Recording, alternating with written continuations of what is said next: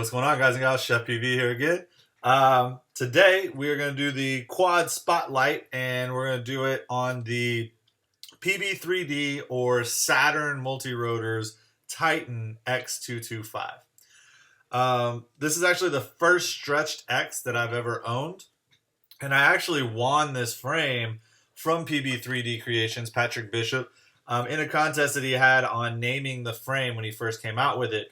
A good friend of mine, Brent Collier, actually came up with the name Titan, and I kind of elaborated on that and said Titan's a dope word, our name, I really like it, but what about adding some sort of designation for like the shape or the size? So I said, the Titan XL maybe because it was stretched, or XS for stretched.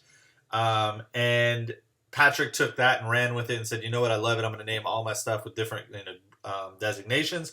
So I won, and thanks to Brent Collier's awesome name, I got me a frame.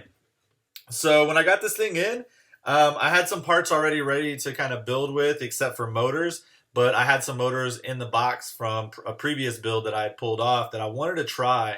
And this rig has really kind of become a real eye-opener for me. Not just because of the stretched X and learning how a stretched X actually performs differently, which it does. For me, it's so locked in on the yaw and the banked turns that it just feels different at high speed around banks. And when you do like a yaw spin, like, rotation around, like an orbit around people with that yaw orbit, it just gets so locked in. It's just crazy how it feels when it flies. That being said, the motor choice is 2206, 2200 kV LD power motors. Now, these are really big motors and got a lot of torque to them. They have a 2206 size stator, obviously, and being 2200 kV, they spin a little slower in overall speed as far as a 2300.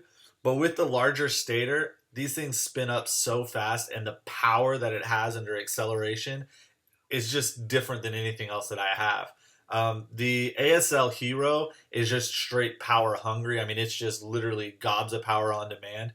This thing is much more soft and controlled as far as kind of its reflexes and twitchiness. And it just has a ton of power behind it, though. So I just love this thing, the way it flies. Just great quad. And I just really like the setup. There you go from the front.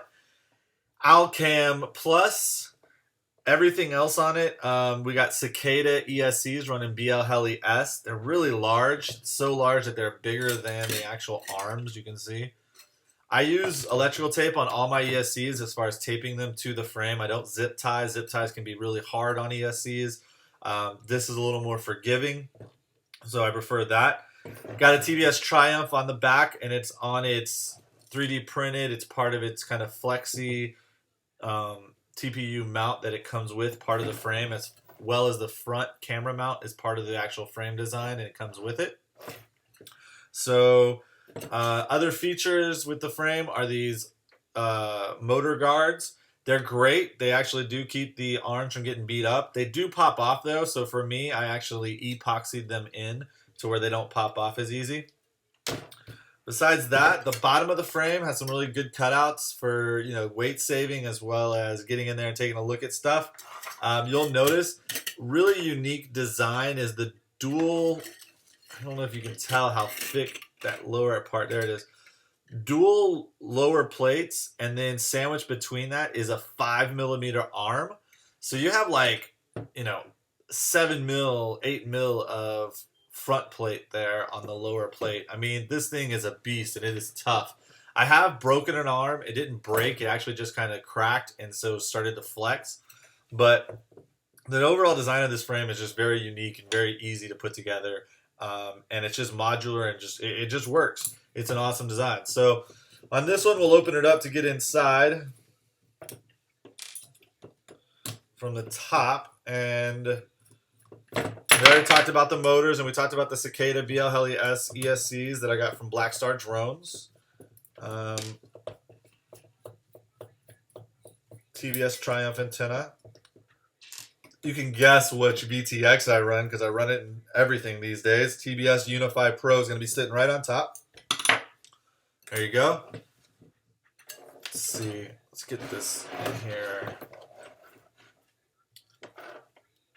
There we go. So now you can see kind of how this thing goes together. Oops, sorry. There we go. So these pieces, which have the antennas, both SMA and the RX antenna, they just lift right off the standoffs. And there's the standoffs. So you'll see again, like usual, I've got this SMA, that's the Wi-Fi Experts 4-inch UFL that's run underneath and then plugged into the backside here. And there's your Unify Pro VTX. I do have, let me snap this. There we go. Just got one zip tie holding that bad boy in place. I don't really like zip ties, but in this case I do, just because it's just the only thing that keeps it secure. So there's my Unify Pro. By the way, this OWL Plus also, again, just lifts right off the front. And by taking that off, moving that out of the way, here we go. One of my classic X4Rs sandwiched in there, depinned, hard solder wired, and hardwired to, I had a little bit of double stick tape, it looks like, on here, I forgot about, to the board underneath. Boom, boom, boom. And there's the board underneath. In this one, we are running a Hyperlight. Sorry, one sec. Careful there, but there we go. Hyperlight F4, so essentially a Revo clone from PyroFlip RC. Underneath that, we've got just a regular PDB running 5 volt, 12 volt, obviously. And that's that. I mean, that's the build. It's a nice, clean, easy to build with the way that these antennas go in. And oops. God, I hate these new little tiny antennas on the X4R. It's the one thing I hate about the new X4Rs. All right, but yeah, the way it all goes together, nice and easy. Look, it just sandwiches right back together. There's plenty of room. Now, one of the cool things about this frame is PB3D, or Patrick, if you know him by his first name, is constantly coming up with new ideas and improving on the designs and such. And one of the things he came out with for this is actually a new pod. It's really flexible and durable. I'm going to eventually get one. Right now, they're like 25 bucks though, and I just don't have the budget and I don't need it. If I were to, say, break the top plate again or something, I might go ahead and do it. But that's that. I really would recommend checking out PB3D Creations. Again, Patrick does great work. This isn't the only frame he has. I can tell you, though, from working with this one and flying this one, great quality stuff. Not a lot of guys out there that support their product the way he does. There are a few, and some good handfuls you'll find with the stuff I fly, but just couldn't say enough about Patrick and what he does, and this frame in particular is just really awesome. So you guys have fun. I hope you enjoyed. Get a good look at it. Fly safe, fly smart, just fly. Hey, fly Saturn multi-rotors, all right? Peace.